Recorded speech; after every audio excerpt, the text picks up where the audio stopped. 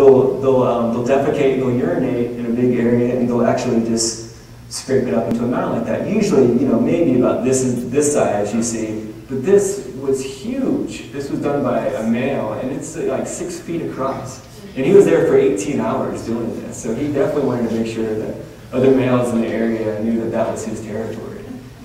And this is just an example of bone marrow, and you can actually tell the health of the animal that the mountain lion killed. This is pretty good bone marrow right here. So it's firm, it's consistent, it's reddish, has some white fat globules in there. You're looking for fat in the actual bone marrow. It tells you the animal is healthy. If you see this kind of stuff, the animal is not healthy at all. And this is taken from probably about a 12-year-old mule deer, and her bone marrow is essentially liquid. So you can just tell that she was very unhealthy. And so just a few photographs of the kill sites. And a couple people have referred to kind of what we do is kind of the whole CSI. So we're kind of like investigating, kills, essentially. And you can find all kinds of just super interesting stuff. And here's just a couple examples.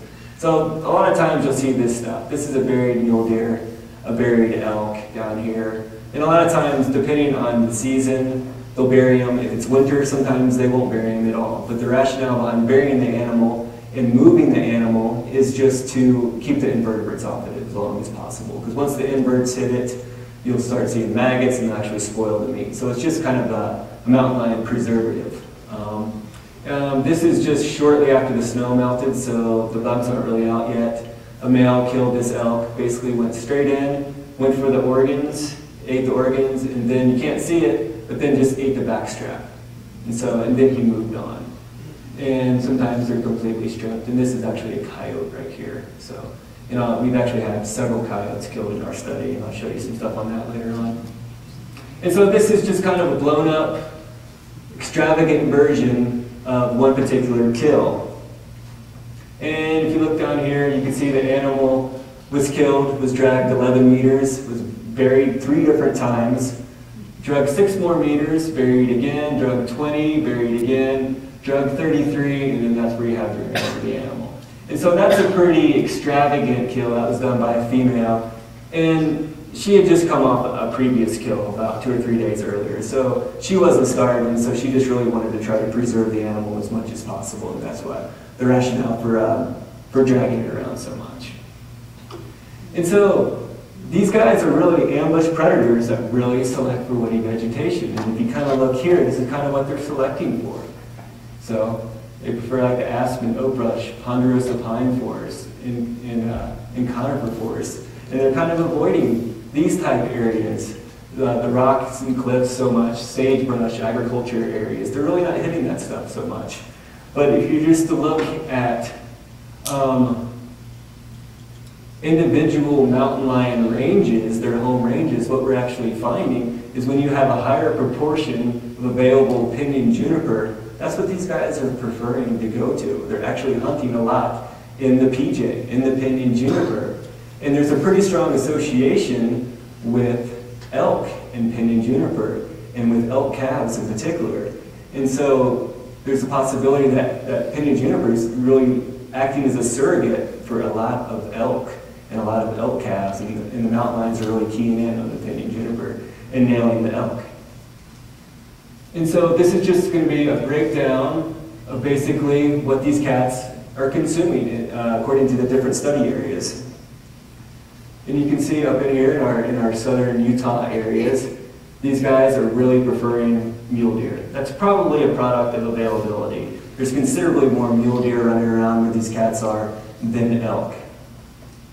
If you look around here on the Flagstaff area, it's more of a hodgepodge. They're actually consuming quite a bit of young calves, young elk right here, and a lot of adult mule deer right here, and then also mesopredators. And a mesopredator is just a middle-sized predator, so we're talking like badgers and coyotes and bobcats and such.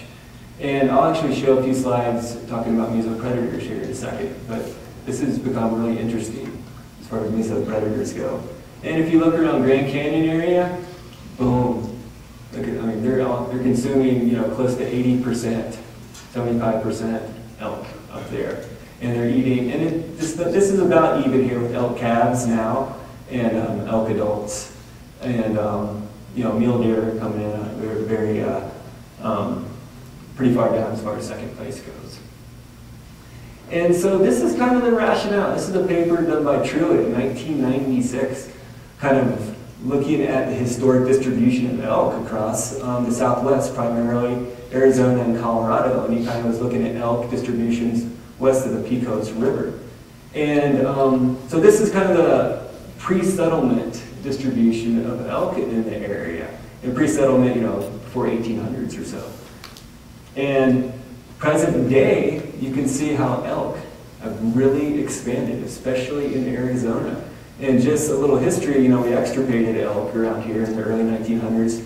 They were reintroduced from a Rocky Mountain stock. Again, shortly after that, they were like 20s or 30s, something like that. And since then, they have really spread throughout Arizona. And, you know, this is completely new. You talk to folks that have been in Grand Canyon for a while, and they're like, you know, 15 years ago it was a treat to see an elk, and now, you know, you see it's hard not to see them on a daily basis, you know, and you just see these declines in mule deer. And so they really have moved in and expanded throughout Arizona. And one of the rationales for this, at least in my opinion, this actually comes from my thesis work, so if anybody's ever seen my thesis presentation, maybe it's usually might be the only one. But you'll recognize this. So all this is just, you know, generally, this is kind of the study area for the cougars are on Flagstaff. And these blue dots just represent natural water features on the landscape. And this next one right here, essentially the same look, but this is the representation of all the artificial water sources on the landscape. And this is really just a drop in the bucket compared to what's out there. So you hear about all this, you know, climate drying and warming and such, and our loss of water sources. Yeah, we've lost a lot of our natural water features, but we've gained tons and tons of artificial features. And so now we're looking at, we have more artificial water sources and more water features on the landscape than we ever have before. And so that's really changed the dynamics, and especially prey dynamics. Again, just looking at deer and elk systems. You have deer here in the red, you have elk here in the orange. This is Arizona on top, Utah on the bottom. These are just numbers across the x-axis. And if you just look, boom, starting around the 80s or so, you see this huge increase in elk numbers in both Arizona and Utah. And right around the same time, you start seeing these pretty dramatic drops in mule deer. So what's happening is, you know, a lot of the natural prey is being replaced by elk, and in huge numbers. And this has actually benefited, on some levels, pumas in the state of Arizona. On other levels, not so much, which I'll kind of get into that a little bit later on. But you see, there's definitely been a huge shift in prey dynamics. And to start to get into some of the finer scale stuff, some of the cool stuff that we're finding out here. So, adult males kill larger prey.